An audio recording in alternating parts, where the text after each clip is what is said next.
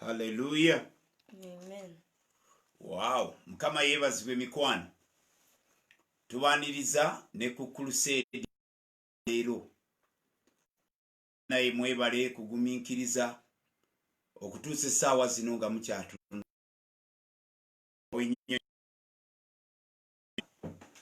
Omwoyo omutukuvu tukwaniriza ku crusade eno koma ku buli musajja na buli mukazi gw'osobozesezza okutuuka olunaku luno olwaleero.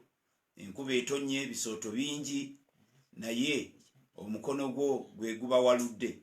Kyeva tusaba Mukama otuwe omukisa ogutagattibwako buyinike mu linnya erya Yesu. Amiina.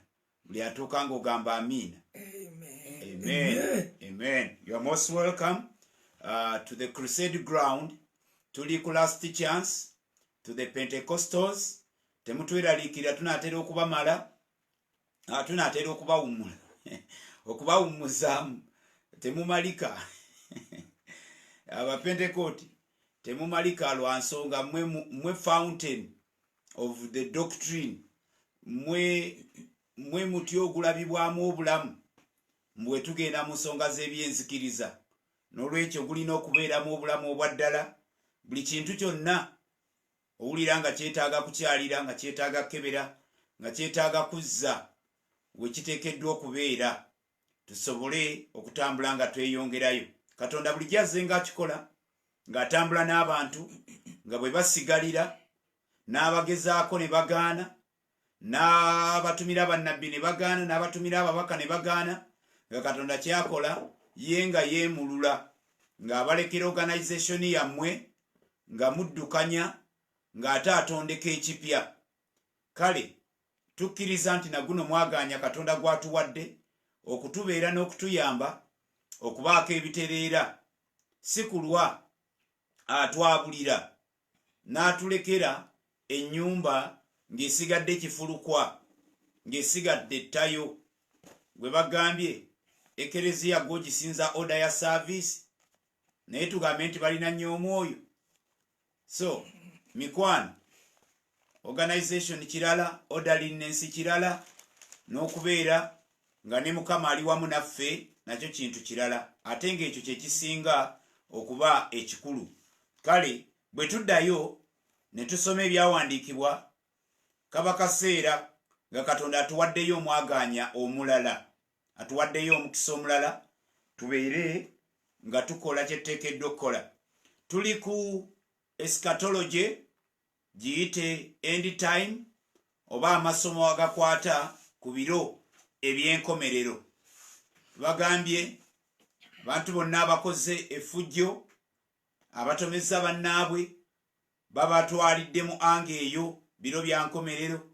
Waliwo abafiiriddwa emirimu gyabwe kubanga biro bya nkomerero. Abantu balekanga amaka gaabwe kubanga biro bya nkomerero. Naye tebisoose ku mmwe, tebisoose ku ffe abooluganda. Naye ne boddayo mu Bakoliiso, Pawulo yababuulira enjiri ey'okudda kwa Mukama waffe Yesu Kristo, ne beesuulamu jjulume. Abakyala abaali abafumbo ne bagamba, nandaba nzize mu kitanda nga sitaddeemu kapayipu. Sibiddamu atusangira awo. Abaali basingo nabo ne bagamba seetantala kuyingira bintu ebyo bya mubiri. Ne paka ate ng'alina kudda abagamba abanga abooluganda, Mukama waffe ajja, naye akyaliko mu maaso awo. N'olwekyo tukole ebyo tulina okukola. N'olwekyo ensonga ya end time nsonga nkulu nnyo. Gyo tulina ennono ze twayimiriza nti okudda kwa Mukama waffe twalabye ennyiriri eziteegaanika nga zinnyonnyola Bikola y'Abatume 8 nga nti nga bwe mulabye agenda wakudda. Basesalonika n'atugamba nti era alirabika ku bire. Naffe tuli musisinkana nti abafu abeebakira mu Mukama waffe be balitusooka, entaana ne zaabika ne bamusinkana, naffe abalibeera abalamu ne tulyoka tumusinkana. So mikwano, ekyo kyo tekibuusibwabusibwa. Mukama waffe agenda kudda, ekkanisa ejja kwakkulibwa, ejja kugibwawo. Haleluya. So ekyo twakirabye ne tulaba wiiki epimibwako ba minzaani gye tuyita abapima ebiro by'oluvannyuma views ez'enjawulo we zizze zitambulira. Twalabye view M egamba nti ekkanisa erina kugibwawo ng'emyaka gino 7 teginnatandika. Era eyo ng'eyitibwa pre-tribulation rapture. Ne tulaba eyokubiri, tunalako obunoonya abatabadde naffe, ne tulaba eyokubiri nga ekkanisa erina kugibwawo wakati ng'emyaka 7 gitambula mu myaka awo ekkanisa eryoka eveewo. Ne tulaba endaba endala ng'etugamba nti ekkanisa ejja kubeerawo okumalako sipaani eyo ey'emyaka 7. Ne tusobola okuzzaayo mu Danyeri okulaga wiiki ey'emu oba emyaka egyo 7 we gisibuka mu byawandiikibwa. Wiiki ya kyama nnyo okubeera nti baalanga emyaka 7 nga ku myaka 7 69 si myaka 7 naye wiiki 7 nga ku 7 69 zaggwako, nga mu ngeri ey'ekyama waliwo wiiki emu ekyasigadde nga events ezigirimu tezinnalabikako ku bwenyi bw'ensi, kyokka ng'ate bukyanga 69 ziggwako. Kino kye kyewuunyisa, bukyanga 69 ziggwako twakatambulawo emyaka 2000 n'omusobyo. Kyovudde tugamba nti ekintu kye bayita end time it is very mysterious, very mysterious. Weekend ya myaka 7 kyokka ziri ginnayo we yatambulanga nayo zo zaggwako. Okuva ku olwo tulinda lwenaatandika. Kale abasomesa ab'enjawulo, proponents ab'enjawulo, kwe kwetegereza ebyawandiikibwa ne bajja nga bannyonnyola ne batulaga views oba endaba ezo ez'enjawulo. Bintu bingi byo bye twakonyeeko ne tugamba nti mu ndaba ezo ez'enjawulo tulaba nga waliwo ebintu Mukama waffe byayogera nga bya Isirayiri oba bye tusoma mu byawandiikibwa ng'ebyo bipateininga Isirayiri, nga ne bw'obyeteekako ng'ekkanisa osigala naawe wennyini omutima gwo gusigaza ebibuuzo. Ali mu Judeya toddukanga kujja Yerusaalemi. Ekibuuzo ow'e Sudaani, Judeya ne Yerusaalemi byebiriwa? So ng'ebibuuzo bingi ebiri awo ebireka nga tebyanukuddwa. N'olwekyo mikwano katweyongereyo. Pastor leero eddoboozi lyateredde era leero nze ndi wakusirika abeere nga tutambula nga tweyongerayo, naye sigenda mulekerera. Amina. Amen. Lyaganyi lijja kutereera mpola mpola. Bassebo ne bannyabo, ekkanisa kyama. The church is a mystery.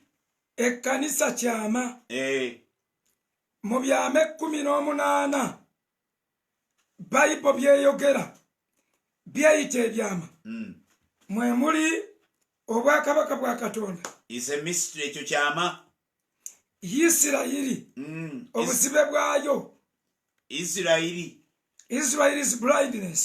The fact that nti tebamanyanga nti omulokozi yajja ku nsi. Ekyo kyama. Baroma 11:25 ekiyita kyama. Yesebo.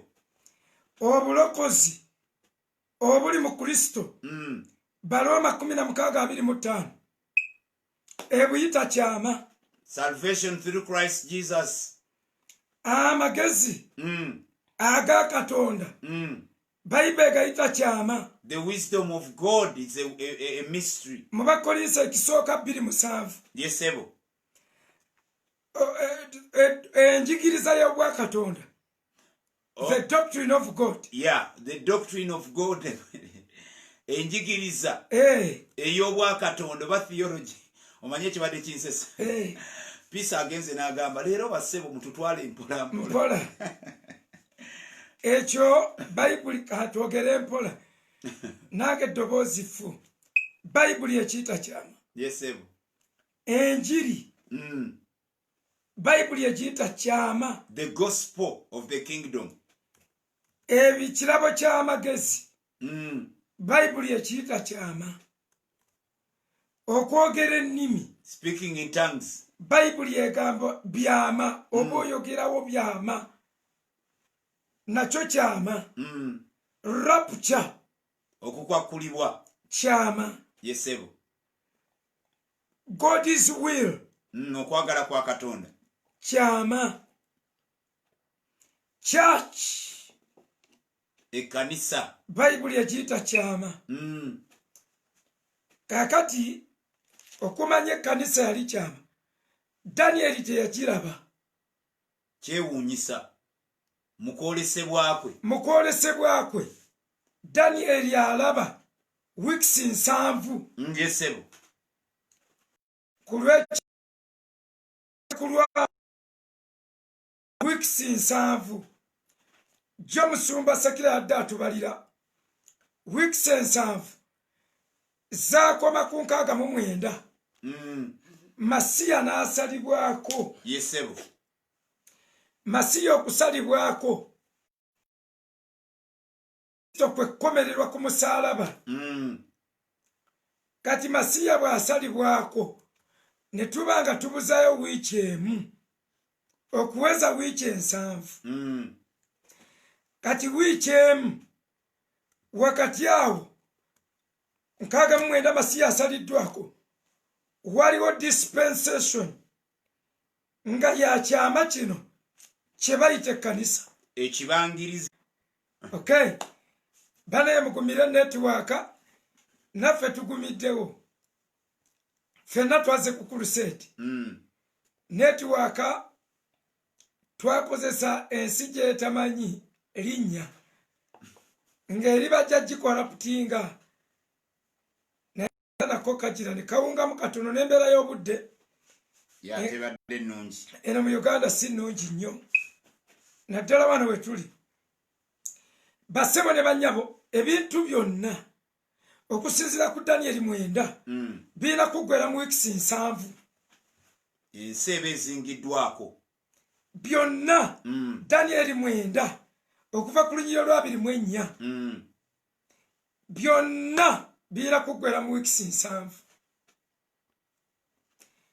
Naye Danyeri yali alagula, yakoma okulaba Masiya ng'asaliddwako. Ayira gaapu gy'ataalaba. Gaapu eyo Katonda n'atuuzaawo ekyama, bakiyita kkanisa. Kati Danyeri teyalabamu gaapu. Ne wabanga wabulayo wiiki emu enkomerero etuuke, wiiki eyo gy'emyaka 7. Agiyita wiiki. Yesebo. Kati wiiki eyo bagyextendingamu ku lw'okutuukiriza, ku lw'okuzimba ekyama kye bayita ekkanisa. Era ekkanisa Kristo gy'azimba mu period eyo eya wiiki between the 69th week and the 70th week. And the 70th week. Wakati awo atuuzaawo ekyaki. N'agigamba atya, ndizimba Matayo, musumba tugenda kusoma kati. Era tuli bakusoma ebitabo webiri. Matayo 16 18. Matayo 16 olunyiriro 18. Ayogedde ng'agamba, and I tell you that you are Peter, and on this rock I will build my church, and the gates of Hades will not overcome it. Era ndizimba ekkanisa yange. Church teyaliiwo, Danyeri teyakiraba. Ebintu bya wiiki 7 byonna biggwera ku Danyeri, bya kibuga kye, by'abantu be, bya Isirayiri. Naye ayina ekyama ky'asuubizza okuzimba. Ndizimba ekkanisa yange ku lwazi luno n'agamba ekyomuwendo ekyenjawulo kyerina amagombe tegagenda kugiyinza era nga ye bwe yagawangula amagombe tegagenda kiyinza. Ekkanisa Kristo gy'ayogerako nti amagombe tegali kiyinza yeeriwa be bantu si bizimbe abakimye embala ye embala eyawangula embala ya Kristo mu Peetero ekyokubiri emunnya Peetero ekyokubiri emunnya Kristo embala ye eyawangula kanisa. Daniel teyabiraba. Lwaki? It was a mystery. Mu mysteries ekitambikulira church teyaliwo, church yali tenazimbibwa, Daniel nga tayinza giraba. Era bannabbi tebaagirabanga. Naye nga balaba ekyama kye bayita Kristo. Ekyama kye kyogedde okukolayo ekyama ekirala kye bayita ekkanisa. Daniel manya Peetero ekyokubiri emunnya. Emunnya Peetero ekyokubiri agambye, through this he has given us his very great and precious promises, so that through them you may participate in the divine nature and escape the corruption in the world caused by evil desires. Mbu waliwo ekkanisa gy'ayogerako ajogedde awo that we may be partakers of God's nature. Bwe tutwala nature embala ya Kristo church bwe batyo bwe bagizimba era bw'aleeta ebintu agenda mu Efeso 4:11 naawe abatume abasumba manya abannabbi ababuulizi b'enjiri abasumba n'abasomesa abibaweera ki? To build the church until we shall come to the fullness of the knowledge of understanding Jesus Christ and to the stature of Jesus Christ. Amen.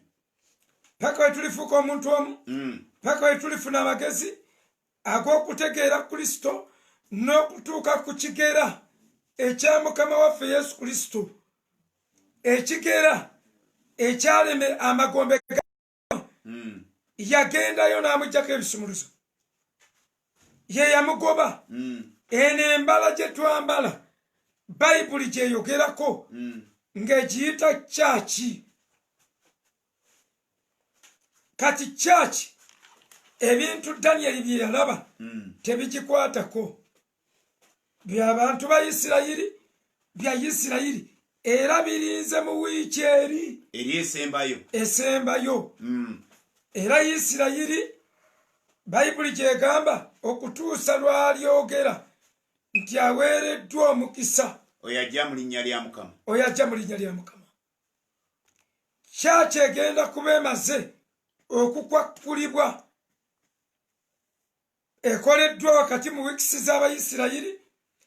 Waliwo gaapu awo, waliwo okusiriikirira, counting n'ekoma. Kyaki teri mu bibalo, teri mu bibalo bya Daniel. Kyama ekitegekeddwa wakati.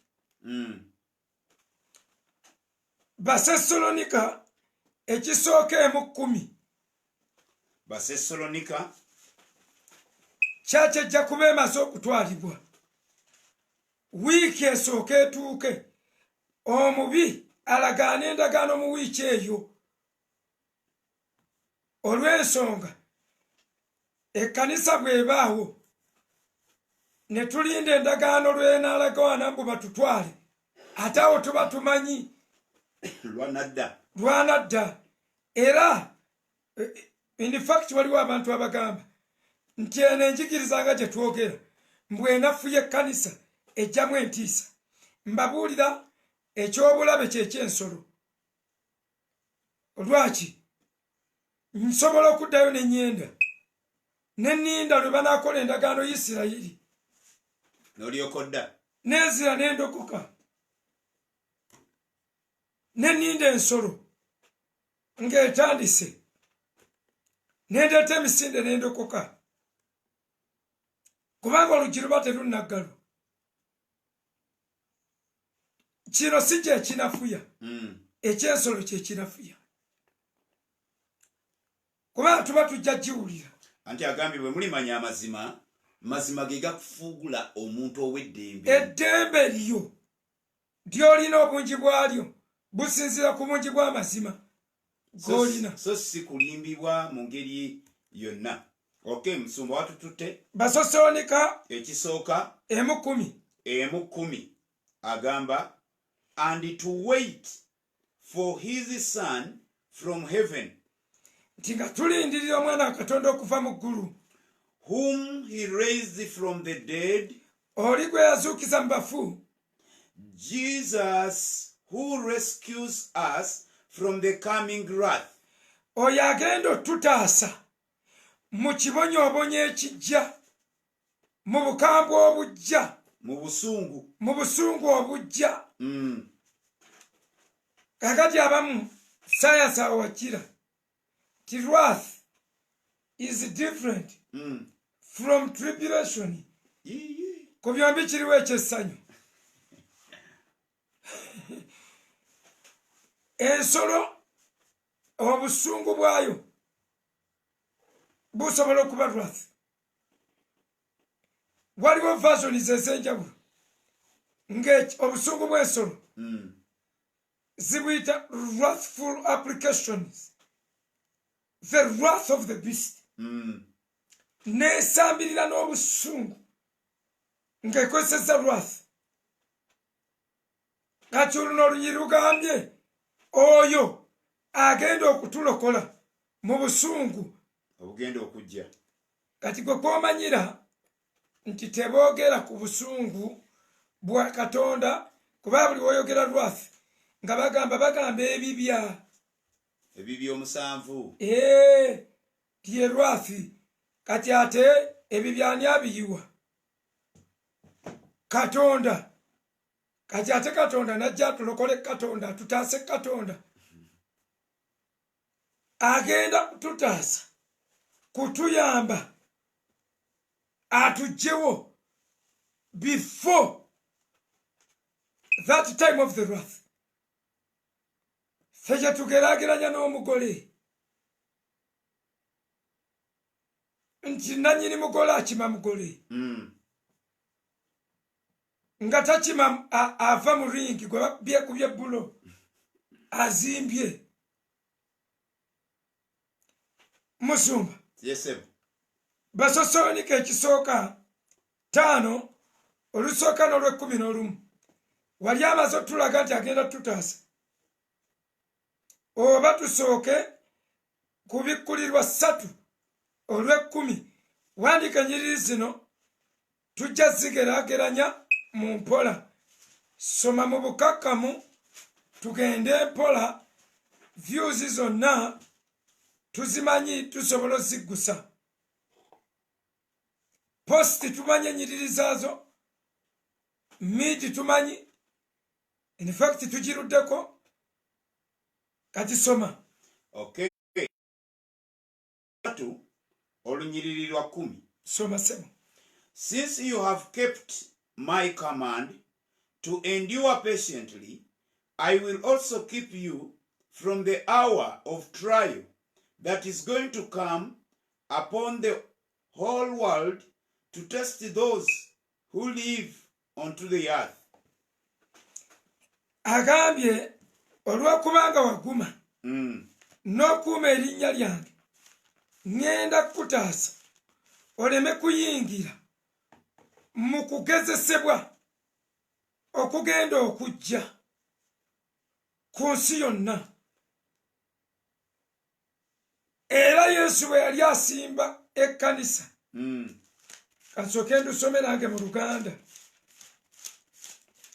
3:10 Kubikulirwa 3:10 agambye kubanga weekuuma ekigambo eky'okugumikiriza kwange era nange ndikukuuma obutayingira mu kiseera eky'okukemebwa ekigenda okujja ku nsi zonna okukema abo abatuula ku nsi n'agamba nzija mangu nyweza ky'olina omuntu yenna aleme okutwala enguleyo n'agamba awangula ndimuwa. Bino si byaggattirira ono bamugambye olw'okuba yeekuuma. Ekiriwo kukuuma kyambalo. Ekyambalo kyetukuuma first of all Bayibuli yegamba ekkanisa gyakima mu Befeso 5 terina kubaako bbala wadde olufunyiro. Kati bw'agamba nti kubanga weekuuma ekyambalo agamba kkanisa. Befeso 5 mmeka musumba? 5 olunyiriri 3 mu mmeka mu 2 2 mu mbanja kuwa 26. Befeso 5 26 agambye to make her holy, cleansing her by the washing with water through the word, and to present her to himself as a radiant church, without stain or wrinkle or any other blemish, but holy and blameless. Ayogera ku church. Yes, sir. 26 kava ku 25 yali ayogera n'abafumbo n'agamba mwagalenga bakazi bammwe nga Kristo bwe yayagala ekkanisa, era nga Kristo bwe yayagala ekkanisa neyeewaayo ku lwayo alyoka agitukuze ng'amaze okugirongoosa n'okuginaaza n'amazzi mu kigambo. Ekkanisa erongoosebwa, Kristo agenda girongoosa n'amazzi ag'ekigambo.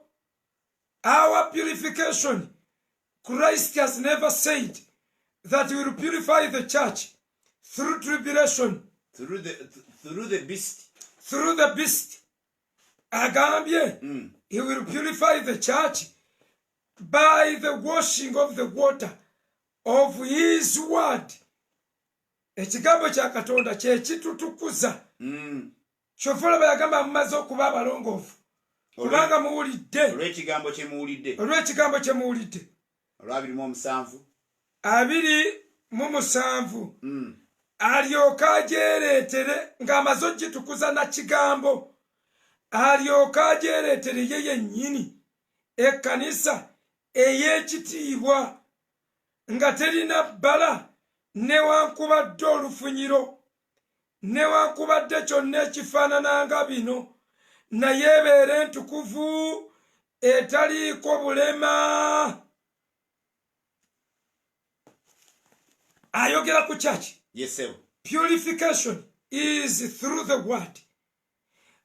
Agambye ekigendo tutukuza kigambo. N'agamba takima muntu yenna. Gwe bw'aba takukimye, you are not part of the church.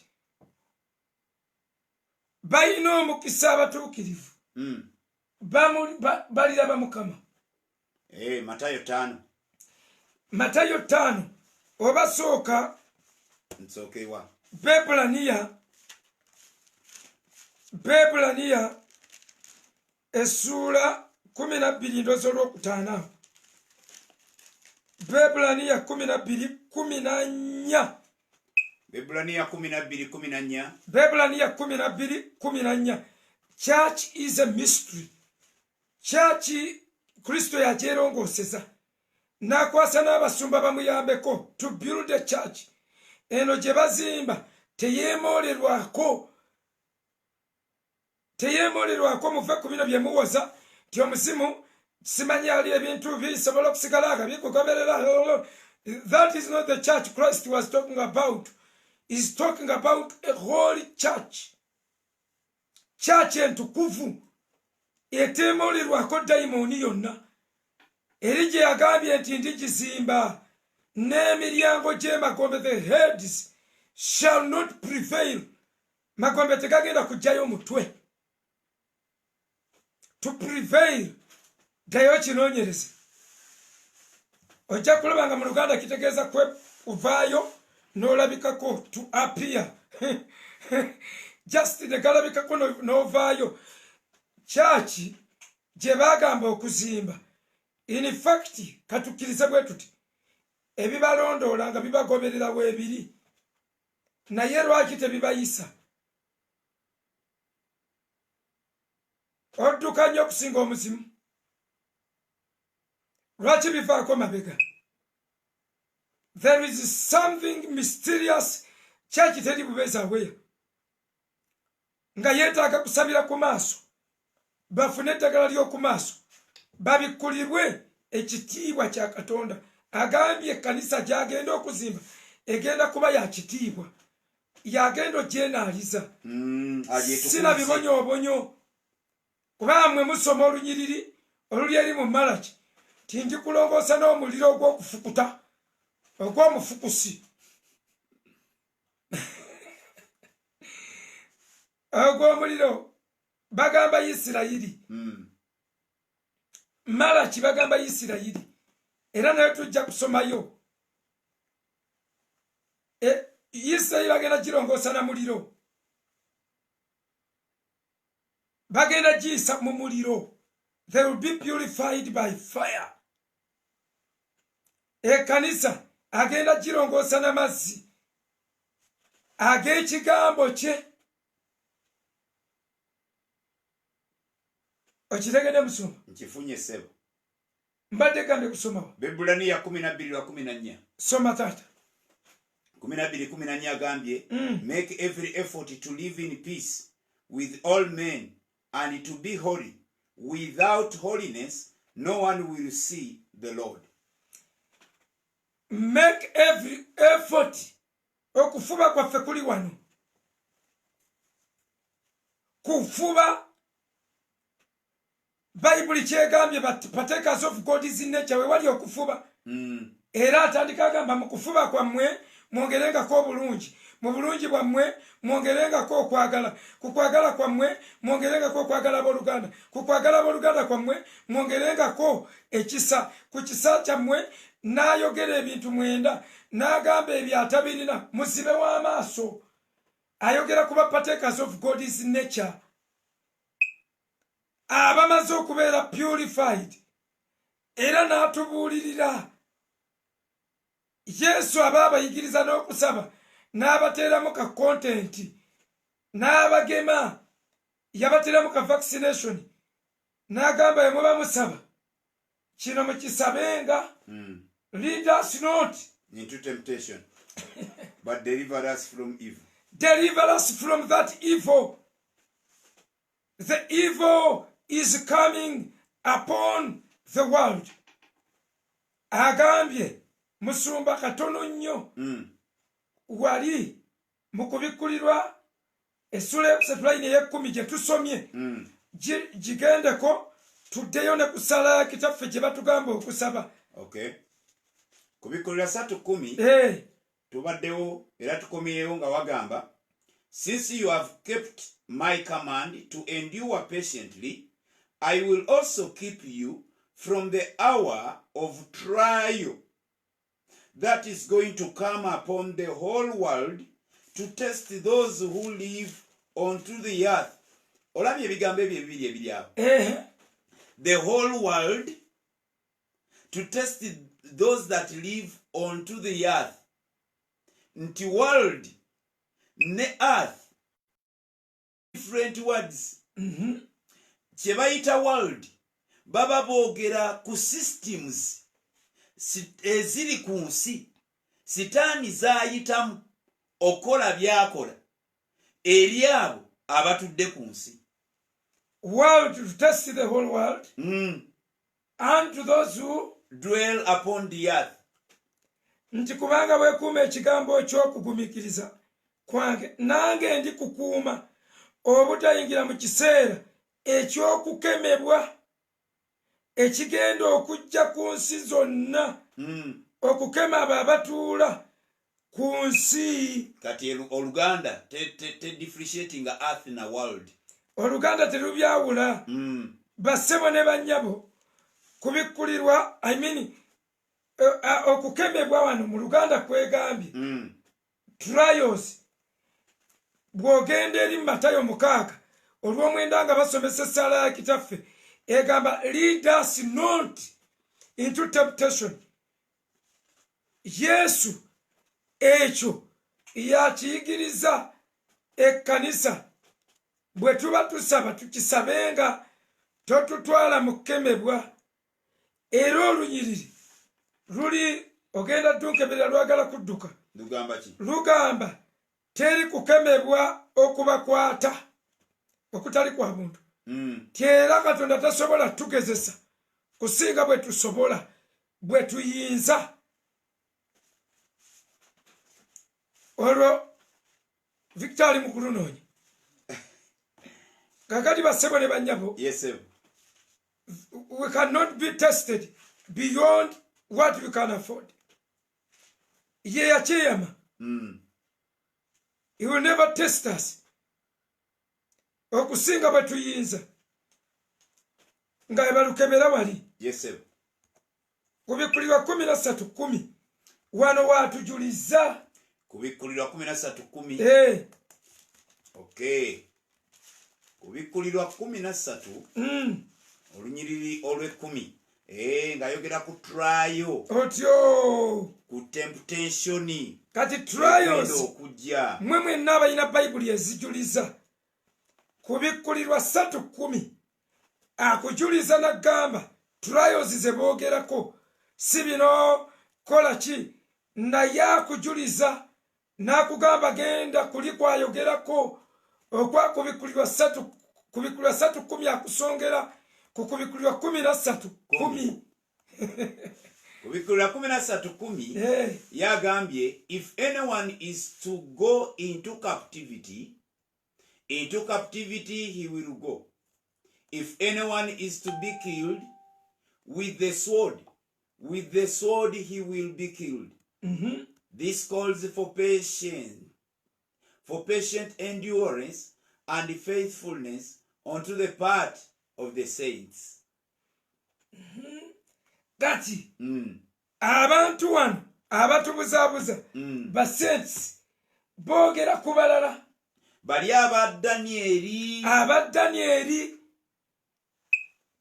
be bayita saints kuba ekanisa buli weesoma abatukuvu neeweebwa abatukuvu ng'ekyeteekako n'okubawangula nga tukyeteekako nange mbaddeko kubanga olwo bw'eba eweereddwa n'okubawangula olwo kiri oba okontradictinze ekigambye nteeka ekkanisa ku lwazi n'emisingi egy'emagombe tegirigiyinza. Tegigenda kiyinza. Giba tusabidde bwerere. Tegirigiyinza. Kaakati bino byonna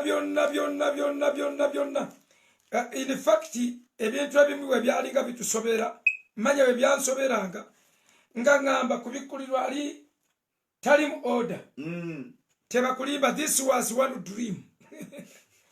One vision by one man. Write what you see, what is, and what is to come. What was, is, and is to come. Ebyaliwo ebiriwo n'ebigenda okubaawo. Omuntu ogu n'olunaku alutubuulira. Nali ku lunaku lwa Mukama. N'endaba eyajja ovanga ku kitabo ekirina introduction. Kuno kolesebwa kwa Mukama waffe n'amutandika kumunnyonnyola mu ngeri ya literature. N'afaanana bw'ati ng'ekikoma ekizigule n'agirabwa n'agenda n'atandika n'agamba noga wandiika. kati odefaana bwetyo gw'otandika otya olw'okuba ebintu bikwefuukidde oba obineefuukidde gw'olabe nga obiteeka mu oteeke mu kyolowooza. Ekkanisa essuula ey'okubiri n'ey'okusatu ekkanisa omusanvu tebaddamu zoogerako bwe baamala oziwandiikira, era buli emu nga bagibuulidde ebyokuwangula, nga bwe bamala ogibuulira ebyokuwangula nga boogera ku ngule ne batateerako n'emu nti ensolo bw'eneekulumba olwananga bw'oti olwananga bw'oliwangula ndikuwa kino. Buli omu baamubuulira ekyambalo kye bwe kiddugadde n'abasindikira ekigambo kubanga ekkanisa ayina jinaaza na kigambo eky'amazzi ekigambo ky'akamwake n'amazzi g'ekigambo ky'akamwake. Zino ekkanisa omusanvu azitumira eri malayika omusanvu tye tereeza wano kunya ebbala lino waleka okwagala kyokuvunaana kyokka nti naye bw'ona okijjawo ŋŋenda kukutwala kuwa. N'akwata endala n'agibuulira wakola bw'oti ŋŋenda kukukola bwe nti. Mpa bayibuli to the teachings of Balaam. Buli kanisa n'agibuulira ebyayo ey'Abefeso kwagala kwasooka zonna musanvu. Ne wabulawo ne gyagambye kubanga Yokaana ye yalaba ensolo yandibadde agamba nja kuwaayo eri ensolo. Omulabi wa Kristo akutulugunye. Nkugambye na bw'oteenenya ŋŋenda kugyawo ettabaasa, bw'oteenenya ŋŋenda kukola bwe nti nga n'ensolo mweri mu vision eddako nga mu ssuula 10 after 10 chapters agenda kuba asoma nsolo. Naye ekkanisa zonna musanvu olw'okuba baateekebwawo okuzimba kkanisa twazimbibwa ku musingi ogw'abatume ne bannabbi. Bannabbi be boogera ndibakusomesa ku lwabo, olibaleetanga essomo. Ndibaleetanga ssomo. Bannabbi ki? Twazimbibwako ogwo omusingi.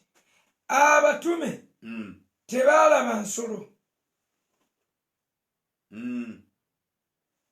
tebaagiraba. Omanyi lwaki? Kye bazimba tekirina sheya ku yo. Of course already bakiwadde garanti, bakiwadde siiru egamba nti emiryango gy'emagombe tegigenda kugiyiiza. Kaakati abatume olw'okuba tebaagiwandiikako, buli kanisa yagyeyanjulira bwayo musumba. Buli kanisa ziri ekkanisa musanvu, buli kanisa n'agiwa commendation. Kuma kino na kino na kino n'abaako by'appreciating nga byasiima. Buli kanisa n'agikriticizinga ekintu kye yeetaaga okwoza, naga bannaayi wano tewateredde, n'agiraga ebbala. Buli kanisa n'amala ogiraga ebbala n'agiwa instruction of what to do. Buli kanisa n'agibuulira singa teegoberere instruction ebinaabaawo, n'agibuulira punishment repercussion. Buli kanisa ng'amaze ogibuulira n'agamba naye bw'onooba owangudde, n'agibuulira promises zaayo, introduction ndala, commendation ndala, criticism ndala, instructions ndala, punishments ndala ne promises ndala. Temuli kuzina ekkanisa omusanvu gye yagamba bw'onoogaana ngenda kukuwaayo eri ensolo. Ky'okufuga kw'omulabe wa Kristo kwe kunaakuggyamu ekko kutere kukwanjule ng'otuukiridde. Sitaani tayinza kwoleza Kristo kyambalo, akitukuze, ekkanisa agitukuze, Kristo akijje wagenda. Kristo yakime bukimi ng'ekkanisa ng'ensolo yeeyoza eggawuni y'omugole mbu tulina okuyita mu nsolo tulongoosebwe kati ensolo nga yali erongoosezaako ddi. Basita bw'oba ogoberedde kubikkulira okuva ku ssuula ey'omukaaga ebibonyoobonyo ebyo nga bijja bitambula, bayibuli egamba nti Katonda yaleetanga ebibonyoobonyo ebyo n'ekigendererwa abantu beenenye, mbu naye ne bateenenya ne bavuma buvumi Katonda. Ne bateenenya mu nsula ey'omukaaga ne baluma ennimi zaabwe, olw'obulumi ne bavuma Katonda. Ye Isirayiri, bassebo ne bannyabo, waliwo ekigambo ekyewuunyisa kubanga leero tulina obbawaayo ate okubuuza ebibuuzo. Ekkanisa Kristo bw'amala oggiwa amaanyi n'agamba mbawadde amaanyi, maanyi ge bagombe tegagenda kubayinza, mugenda kugoba buli muzimu, munaagobaga emizimu mu linnya lyange, naga sitaani ajja kuwuluguma ng'empologoma ng'anoonya gwanaalya, naye mmwe mwekunkumuleko enfuufu.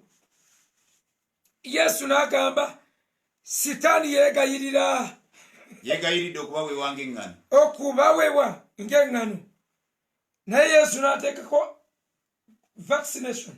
mbasabidde mbamaze. Peetero sitaani yeegayiridde. Lwaki yeegayirira? Ekimwegayiriza ki? Yeegayirira naffe Yesu n'atusaamu vaccination n'agamba mumusabe taata mumugambe totutwala mu kukemebwa, totuwaayo eri akasajja. Ate naye n'agamba nange ntaddeko. I've also prayed mbasabidde about that issue.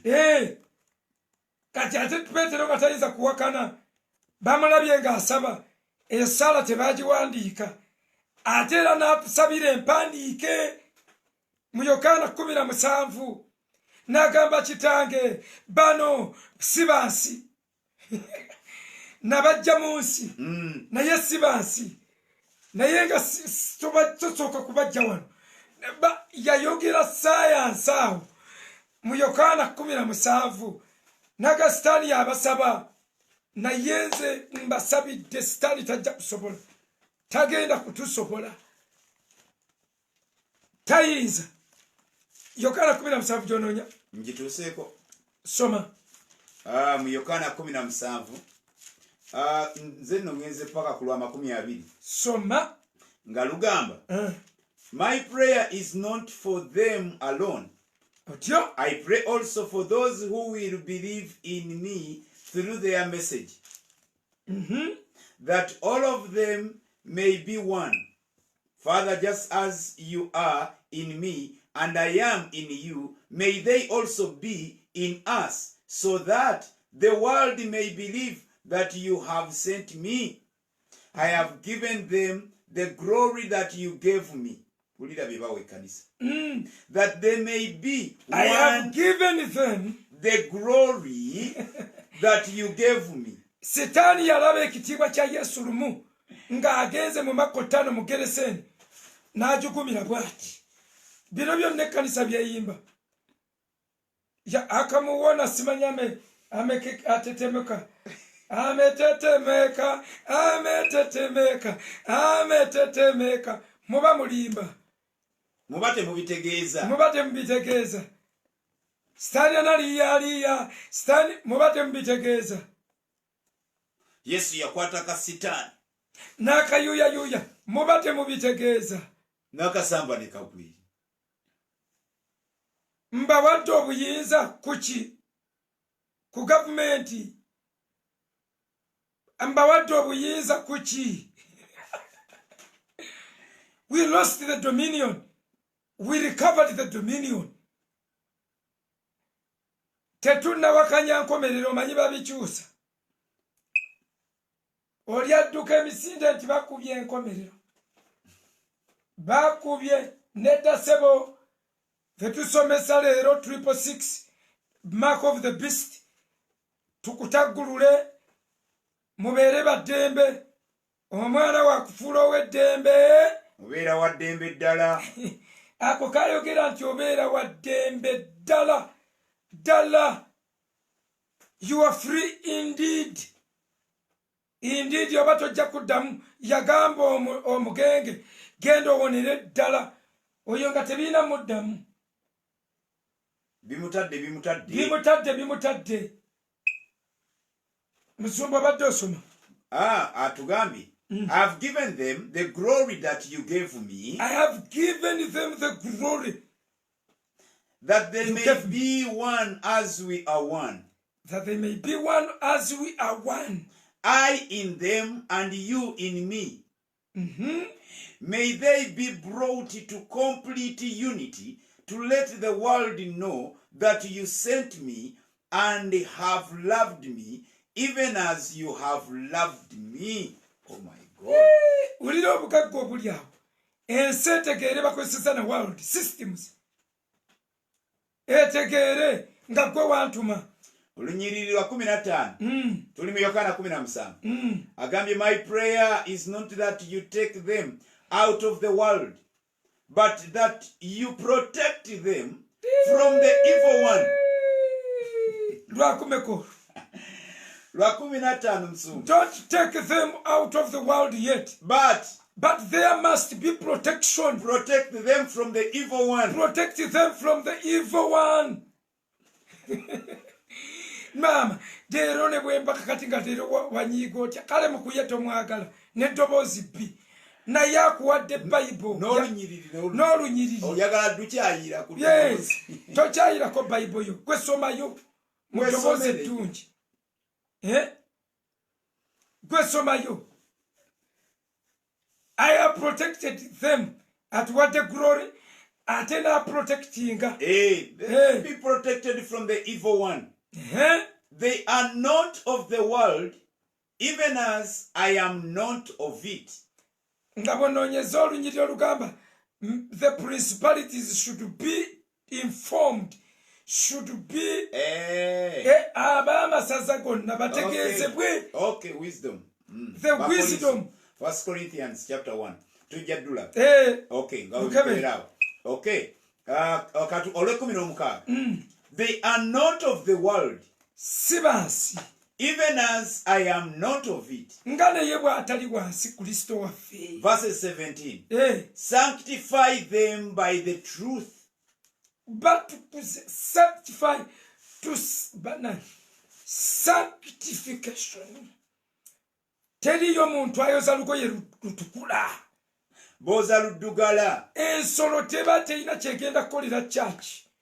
Sanctify them by the truth. By the truth, not truth, by the truth naginyonyola. Your word is truth. We are only sanctified by the word. Eribefeso yagambye alijenaaliza n'amaziga ekigambo kye. Ono agambye we are sanctified by the truth. Hagaba muli manya amazima gagenda kubafuulanga baddembe kati olwo ensolo w'enejjira ng'amazima tugavuddeko. Ole 18. As you sent me into the world, ngabo wantuma mu nsi, I have sent them into the world. Nange mbatuma mu nsi. For them I sanctify myself, netukuza ku lwabwe, that they too may be truly sanctified. Nabo babeere wulira oluzungu. That they may be truly or truly truly sanctified. Mubaberenga batukuzibwa mu mazima ebigendo tutukuza si bibonyobonyo bya nsolo. Ngongera olunyiriri yongera olw'omwenda tuli mu Yokaana 17. Olw'omwenda lugambye I pray for them. Mbasabira bano. I am not praying for the world, nze sisabira nsi, but for those you have given me. Naye nsabira abo be wampa, for they are yours. Kubanga babo. All I have is yours, byenyina byonna bibyo, and all I have is mine. Era buli kyenyina kyange buli kyolina kyange and glory has come to me through them. era ekitiibwa kize Okuyita mu bo. Bassebo ne bannyabo, Isaaya 5:53 ayogera n'agamba aliraba ebibala by'okubonaabona kwe. Bannaye pastor. Kiri mu mala okyalina kuleke. Agambye, I will remain in the world no longer. Sikyasobola kuba mu nsi. But they are still in the world. Naye bo bakyali mu nsi. bali mu nsi. And I am coming to you. Naye nze nzija gy'oli kitange. Holy Father. Ayi kitange. Protect them by the power of your name, the name you gave me, so that they may be one as we are one. As them protection. Hey. Protect them. By your name, the name you gave me. Protect them. Kristo mwali muffe. Bw'aba mwali. Gweno lunyiri lwakubuze. Ab'amasaza bategeezebwe. Amagezi. Amangi. Bakolinso 1.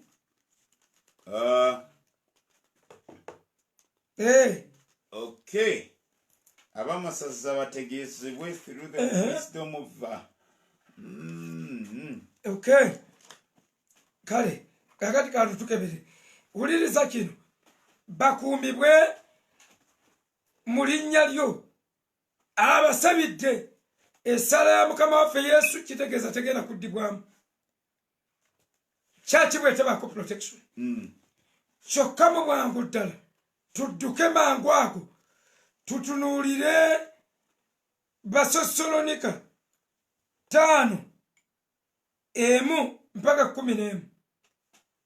Kyaki egenda kubeera raptured before the 7 years. Before the 7 years.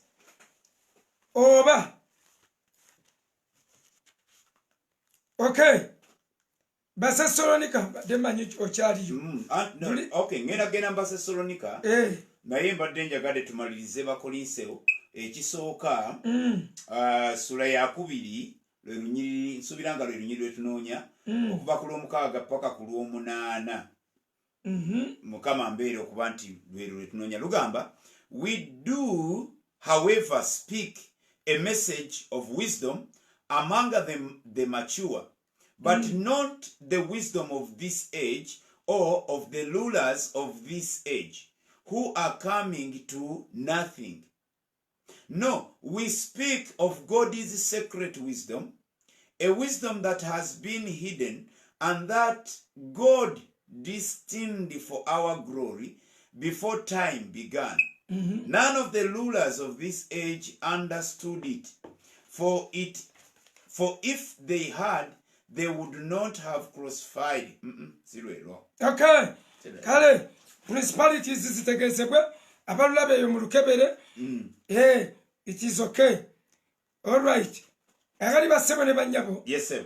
Tuli ku nsonga nti Kristo ekkanisa teriiko ku kibonyoobonyo kya 666.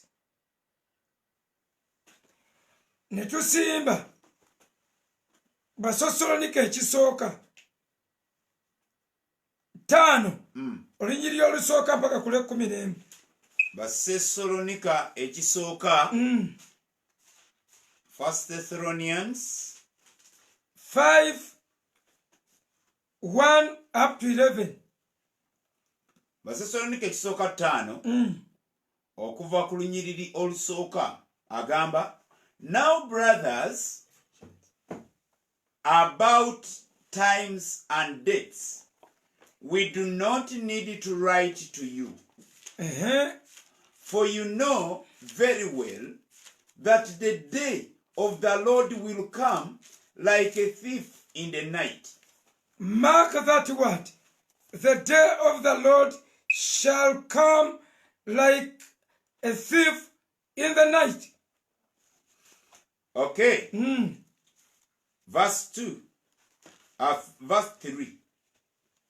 While people are saying peace and safety, destruction will come on them suddenly.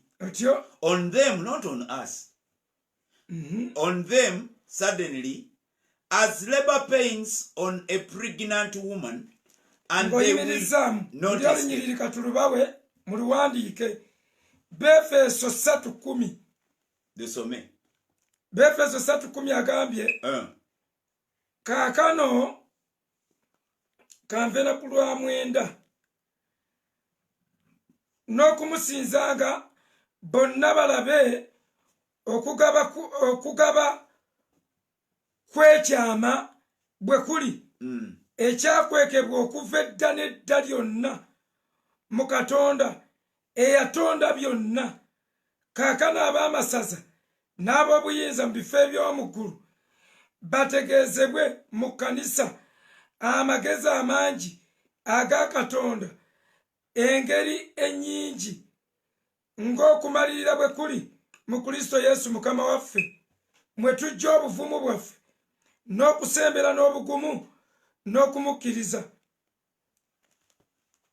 Ab'amasaza mbu bagenda kutegeera amagezi amangi agakekebwa ag'ekyama kino. Church the mystery. Yes, Church as a mystery. As a mystery. Yegenda okutegeeza ab'amasaza ekyama kino eky'ekkanisa. Okay. Tukyali wali mu Basosolonika ekisooka. Tulabe ekkanisa, tuli ku nsonga ekkanisa egenda kubaawo ensolo wejjira oba ereba jiddwawo. Ffe tusomesa kati nga tugamba ekyaki tejja kubaawo. Olw'ensonga tugenda kuwa ensonga endala wano ziringa 2 eziraga kyaki ejja kuba ekwakkuliddwa. Ensolo ejja ku lwa Isirayiri. Ensolo si ya kanisa. Amayembe 10 bwa kabaka obuli confined si mu nsi yonna, buli confined mu Roman Empire ne mu America tebusobola kutuukayo, buli confined mu kitundu kimu. Amayembe 10 be bakabaka 10 era bwe bwa kabaka. Era bwe tugenda okusoma n'endaba mukazi atudde ku mahembe 7 bwe busozi 7 obw'ekibuga n'obusozi abantu babumanyi bagenda okwogera bonna obusozi 7 nga bonna buli awo mu dominion ye mu dominion nga kwatudde. Kakati ezo zonna evidence naye twongere Basesalonika oba muwalabule Basesalonika tugenze ku lwa kuna. Okay, okay. But you brothers are not in darkness. Basesalonika ekisooka 5 musumba bakimeko katono demu bafunye mu kutaatagana. Okay, Basesalonika ekisooka 5 tusomye okuva ku linnyiro olusooka ng'agamba, now brothers, about times and dates we do not need to write to you, for you know very well that the day of the Lord will come like a thief in the night. Mwenna mukimanyi nti olunaku lwa Mukama ajjanga mubbi bwe bibaamu eby'ensolo. While people are saying peace and safety, destruction will come on them. Suddenly, as labor pains on a pregnant woman, and they will not escape. But you, brothers, are not in darkness, so that this day should surprise you like a thief.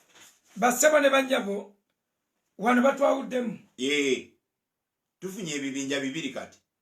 Waliwo be bagamba ab'omu kizikiza, abali mu kizikiza nti olunaku luno lugenda bafaananira ng'omubbi, lijja bagwako ng'ekyambika. Era nze kambabuliremu katono kusinziira ku bwe nasomye. lapuca bweneebaawo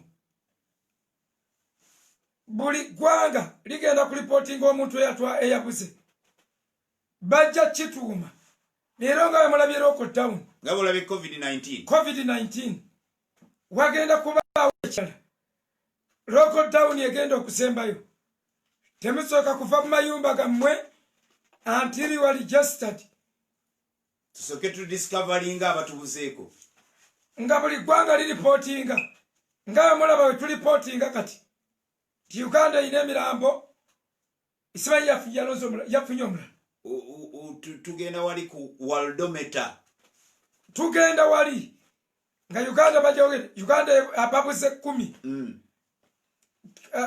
mu Tanzania 5 mu Kenya 10 abalira puchati yotyo mu Sudani 2 omuwendo ugenda gulinnya kakati kigenda kuba kyalumu naye reporting system yegenda okuleeta delays nga sikero zirinnya buli omu abenga atidde era nga bw'owulira bayibuli bwekiyise like a thief tekiri ku nzija yokka naye ne impression gyekigenda okuteekawo bagenda kuba banyagiddwa bagenda kuba babbiddwa nga bakidinapingiddwa ensi tegenda kitegeera why gurupu esooka bagambye bali mu kisikiza they are in darkness era olwa darkness bagenda kuteekako ku luno nga chipu ya kifuba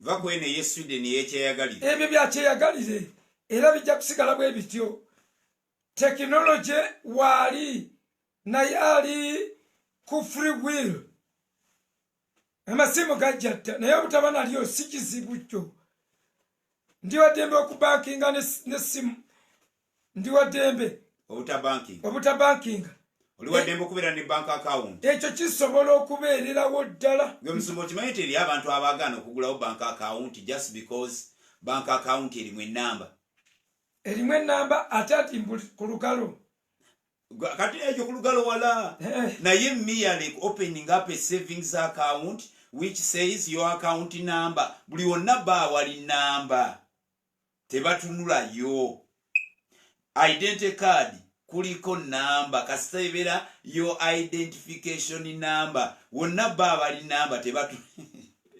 tebatunulayo identification akati basebo ne banyabo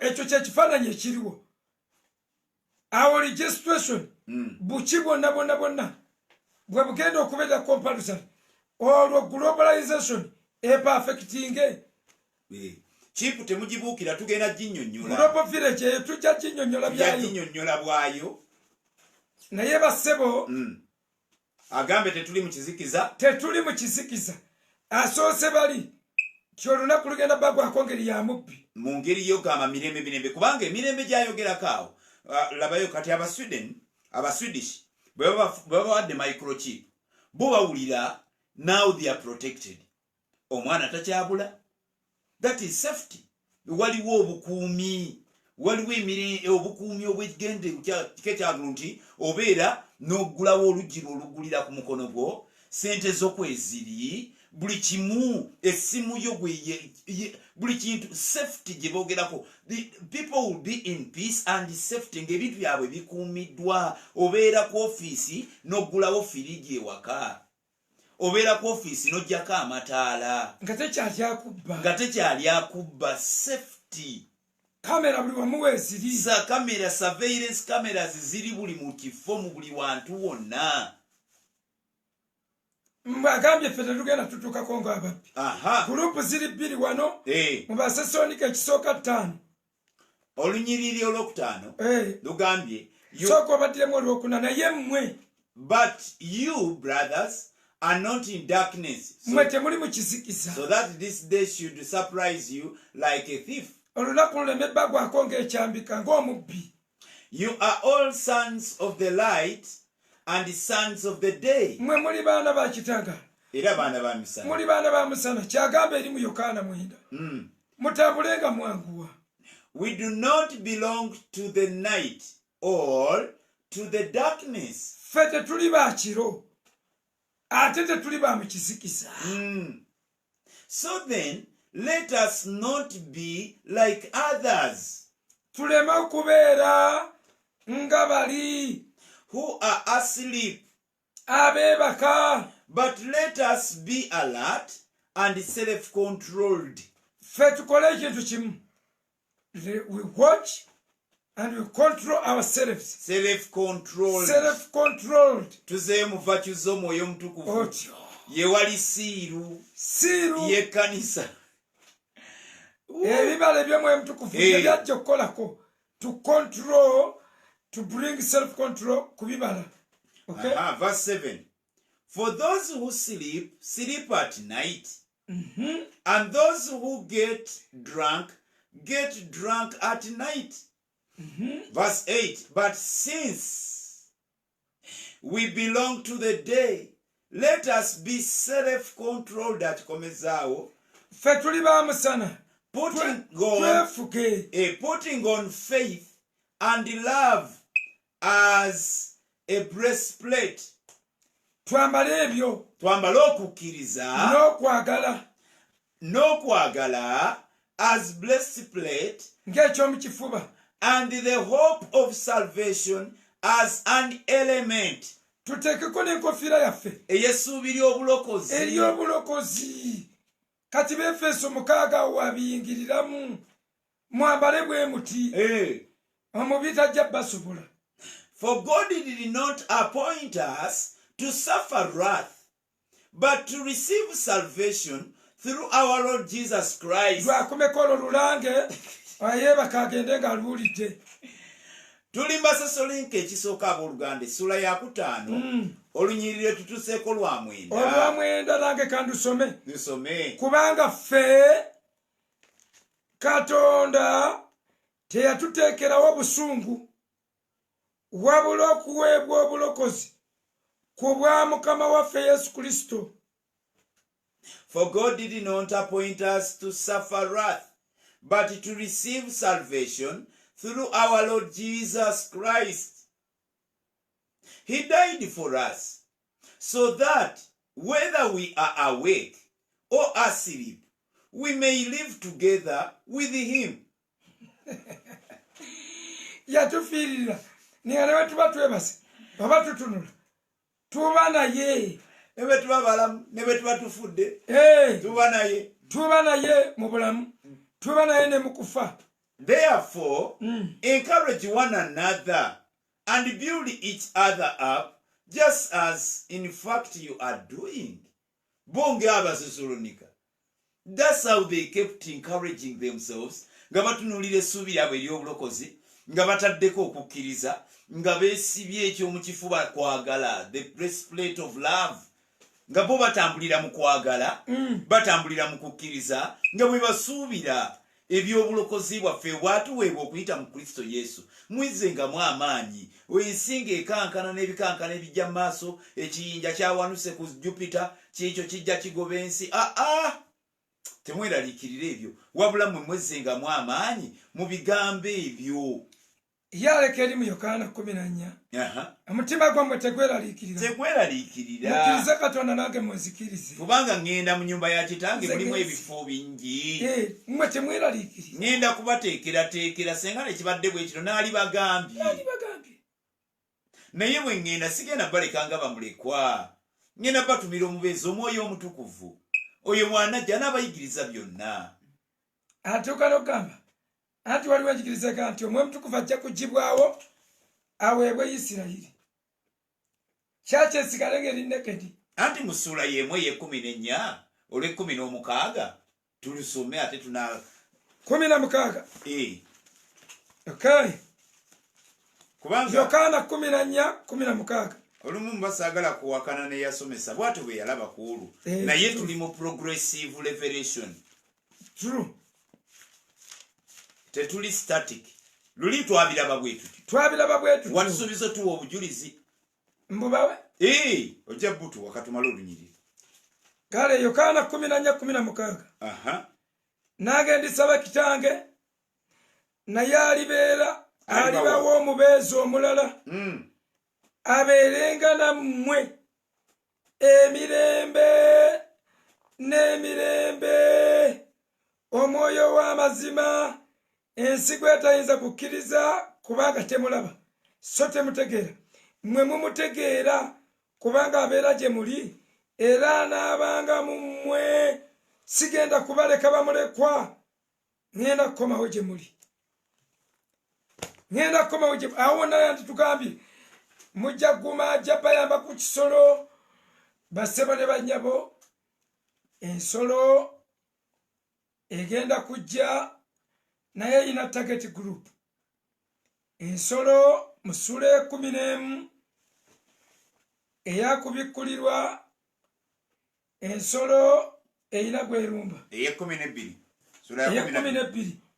wandisomyewo ko olunyiriri olusooka.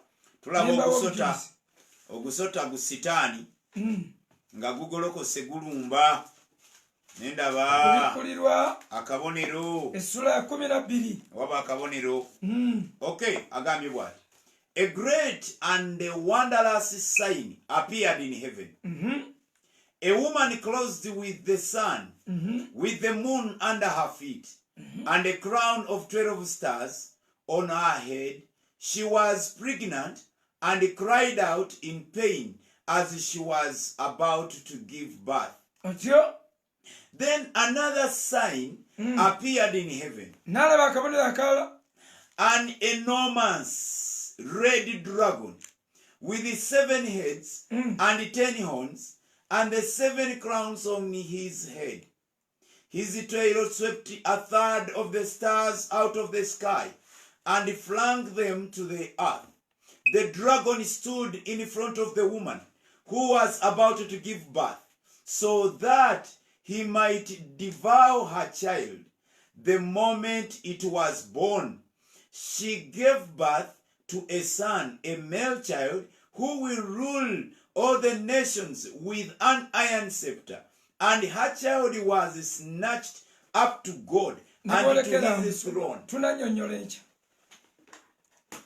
Omukazi n'alumwa okuzaala omwana, ogusota ne gujja ne gulumba omukazi. Saagala muntu yenna akemebwa kulooza nti omukazi ono eyali alumwa okuzaala omwana ye Kkanisa. Kubanga Ekkanisa si yezaala Mukama waffe Yesu. Nedda. Mukama waffe Yesu yazimba Ekkanisa. Tewaba n'omu akemebwa n'Akatonda agawo ye Bikira Mariya. Nedda. Bikira Mariya tebamusinaaki nga businaaki yeze. Yafa mu kitabo ky'Omukristo Bayibuli egamba abatume ne beetooloola omulambo gwa Bikira Mariya. Yafa era Yesu amuleka ali mu kisenge ekya waggulu. Omukazi definitely Isirayiri. Awo ebisigadde be tunannyonnyola. Yes, sir. Lwaki mbuuka nenva nze netandika ku research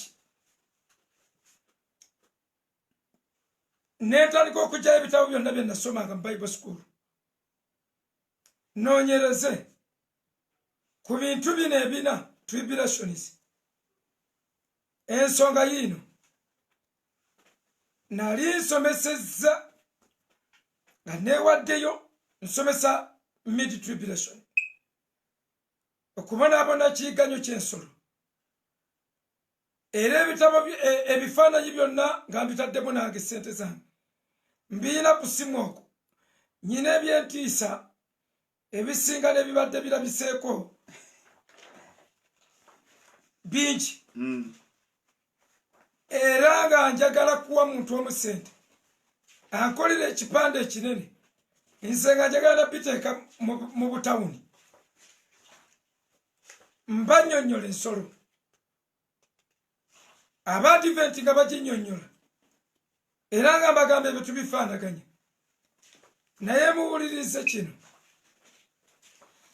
ne ŋŋenda ne ntuuza famire yange buli omu ne muyingizaamu ne munnyonnyola oba tufa tufe oba tubonaabona tuboneebone bonna ne bafuula balumira mwoyo byonna vaccination biki buli kantu konna chipu baana bange bagumu era buli omu n'alayira okufa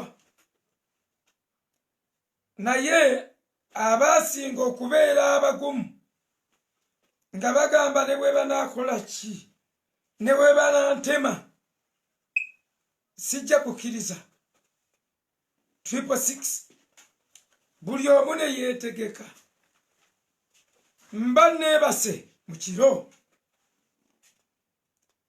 zaali ssaawa nga 5 ez'ekirawo bwe zityo kubanga njukira mba nnaakebakawo neebaka buyise ndwalwawo mu bitabo ono naliko yene neebaka nga bukyali ssaawa 5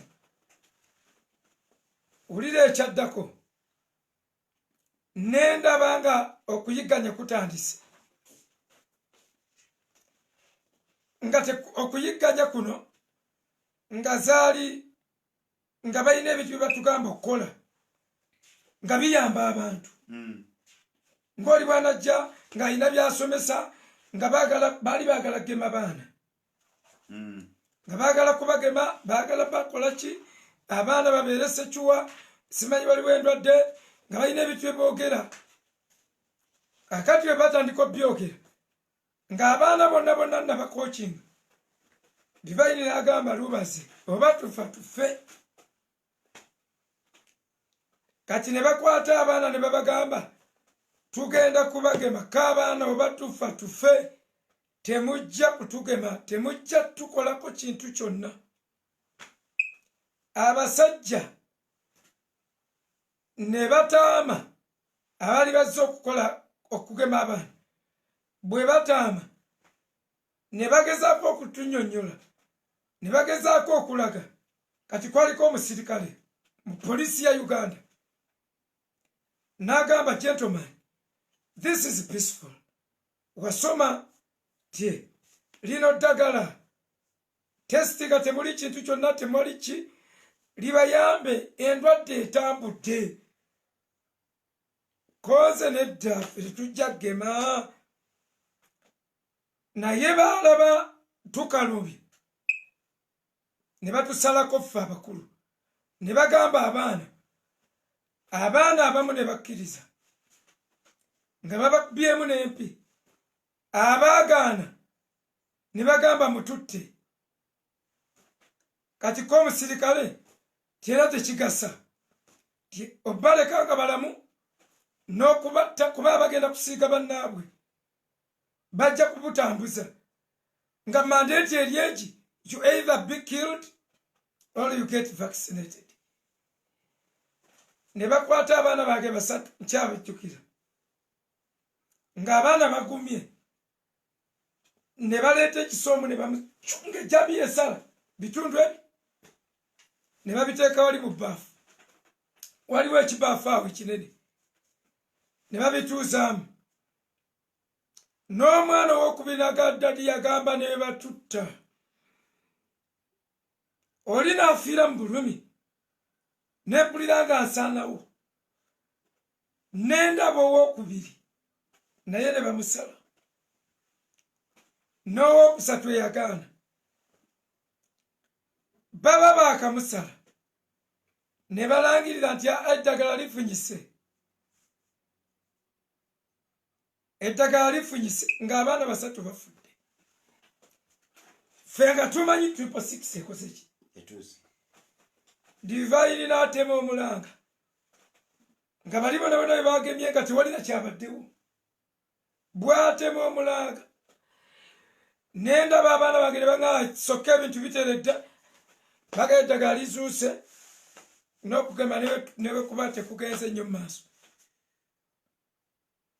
ne bikomaawo nga nfiiriddwa abaana basatu lwaki 666 akadagala kemubagwa oba baali bakagira mu kamwa ne ŋŋamba oba tufa tufe ne babatta basatu nakaabira mu kirooto kati omuntu omu naŋŋamba obadde mu kaluti eyo kaluti olaba bw'ofiiriddwa abaana ku lwa kaluti kati abooluganda bangi ne baŋŋanze nagibuukamu ne mmanya nti kaluti nga sikyalina kyenziza nenkabira abaana bange n'olwaleero we mbalaba sometimes I call them nembeerako nabo nembembulesinga nensazaamu neŋŋamba bannange kiddire eri naye ekirooto kyali so live ng'ate ekiso kiyita mu buyisa gyekyo nga kiringa kyabajedayi ebitundu bibiri ng'obugumu bwe balina nga tebakyuse nakyo nakaaba ne tukaaba wegamba kumpi obudde kukya nga tulaba bannaffe bonna nga tewali na kibaddewo ng'ekintu kye twalowooza nga tekyali nakyo nga buli omu agamba mukuye yakifiiriddwamu abaana twalowooza bubi bannange nenzuukuka nentandika okuddiriza okutegeera neŋŋamba kye tuyita chipu muziina masimu bisomeseddwa nyo I know you are going to mugenda kunyiga left who cares bibeereko abana bali biraba bassebo ne bannyabo Yesu ajjanga mubbi ebyo birala nnyo tekinologi olibaddeko mugaana oba 5G oba biki 4G yalibaddewo 2G yaliwo 3G era amasimu gakulaga simu ezirina ability ekulaga nti sobola okukozesa 2G 3G 4G ne 5G eyange ekisobola era kyenva mulaba ekifaananyi kyayo nga kiri beta bassebo ne bannyabo ekintu kya 666 si kya kkanisa ekkanisa terinda siiru yonna Isirayiri yerinda siiru mu kubikulirwa 13 no mu kubikulirwa 7 akabonero akaabwe bagenda bassaako erinnya lya Katonda lye kubikulirwa 13 ne kubikulirwa 14 era ekyo bagamba Abayisirayiri buli aligaana buli alikkiriza ennamba tyotyo tagenda kusobola kugula wadde okutunda ekyo kituufu ku Isirayiri ekkanisa terina nnamba yonna gyerinda terina siiru yonna gyerinda okuggyako siiru eri egi ya Mwoyo Mutukuvu mu Befeso 1:13 Bayibuli eraga nti omwoyo ke kabonero ye siiru eyatuweebwa egiyita musingo awamu negiyita envumbo Bakolinso ekisooka 1:22 eguyita eyogera ku siiru Bakolinso ekisooka nti era eyatussaako akabonero eyatuwa omusingo ogw'omwoyo mu mitima gyaffe akabonero kaffe ka Mwoyo Mutukuvu ako sitaani asobola okukakola kutinga atya ng'atulemesa okubala ebibala by'Omwoyo Mutukuvu n'atukumira mu busibe ne tutalaba kisa kya Katonda ne tutafuna mbala ya Kristo Befeso agambye ke kabonero kaffe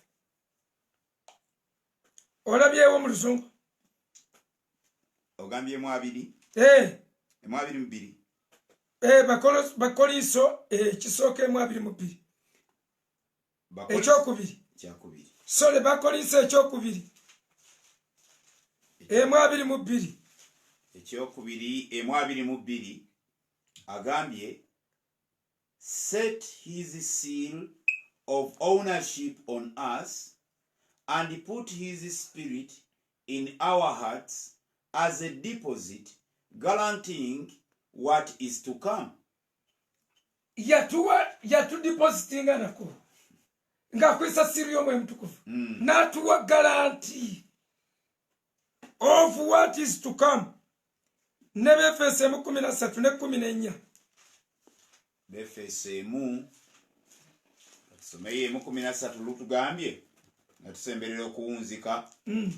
13 lugamba, and you also were included in Christ when you heard the word of truth, the gospel of your salvation.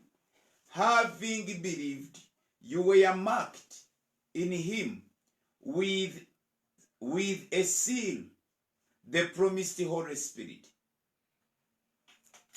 who is a deposit guaranteeing our inheritance until the redemption of those who are God's possession, to the praise of his glory. Until the redemption. Yatusibako ne garanti. Bakolinso 2:5. Bakolinso 2:5. Nayo katusomeyo.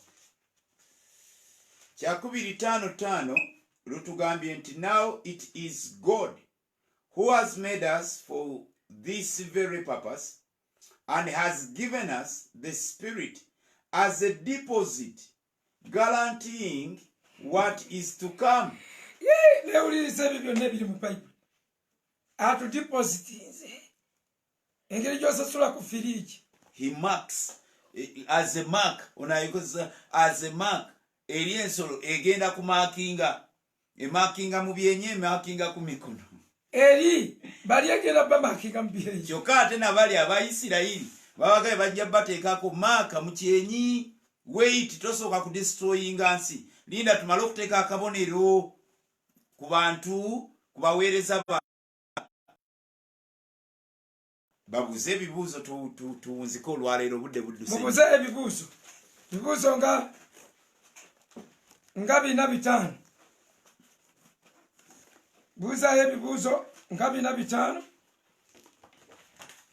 Tweyongereye omwoyo mutukuvu tuli naye tagenda tufaako ekkanisa Kristo aba yafiira bwereere. Yatununula mikono ki? Ate atuzeeyo. Ani ku mmwe ayunja ettooke ate n'olizaayo mu lusuku? Mulimu ebintu bannaye nga twali tetwabiraba oba tutya. Ani ku mmwe oyoza otya ate n'oyanika mu ttaka n'osasula okuko n'omuwendo Yesu ne bakuba ate bwe bamala okukuba n'ogenda eri otutegekera ebifo ate mu kudda n'otuwaata ensolo abaakukuba ate olwo oba wasasula. Mu mateeka tuga you cannot buy your own property. You cannot. Mu love contract tosobola kugula property yo. Ye yatununula n'atuwa omusingo yatusibako buli kyosanga basibyeko tokwatako. Ne woba muguzi otya bwe bamala okudepositinga, that is equivalent to buying according to love sales. Eyo contract eba erumye. Akujjako abalimenya endagaano. Ebibuuzo biweddeyo. Musumba ebibuuzo babiteekeko tujja bitandikirako kubanga ebibuuzo mubiseeko mubituwe. Wano tuli ku last chance kyofala tetufudde kumu. Sina kindi ebibuuzo musobola okugenda ne mbirowoozaako ne mbuuza ebibuuzo nga mukwesana bwino. Nga mutaddeko. Kale katusabe. Taata mu linnya lya Yesu Kristo omwana Katonda omulamu, tukwebaza olw'ekisa kyo. Watugamba tolituleka nga bamulekwa, n'osindika n'omwoyo w'omutukuvu n'otuteekawo ng'ekiziiza, n'otuuka n'ogamba ensolo weeri ekola mu kyama naye waliwo aziiza akyaliwo. Tinaye ekiziiza ke kineggyibwawo, waliwo ekirina okuggibwawo. Ekyo si kirala wabula kkanisa. Mbwaziiza bw'anaaggibwawo olwo esooke yeeyabye ekole buli ffujjo lyonna. Tukwebaza olw'amaanyi gawe w'ekyaki. Twambaza amaanyi, twokole ebyekisa, kwegayiridde ekkanisa tuyambe ekule, etuuke ku bukulu obw'okutegeera. Naye leero tubadde tulinda nsolo ebbanga lyonna. Mu kifo ky'okulinda ggwe, Mwoyo Mutukuvu waali, mu kifo ky'okukolagana n'Omwoyo Mutukuvu, tusinze kunnyonnyola nnyo bya demons. Tusinze kunnyonnyola nnyo by'abantu ba Isirayiri.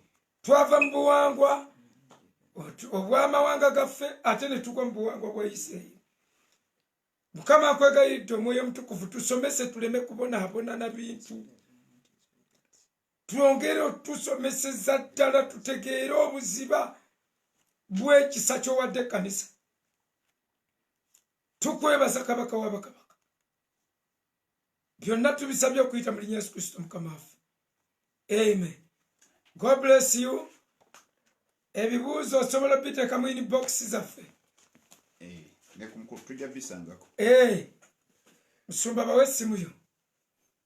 Ku 0706 48 05 58.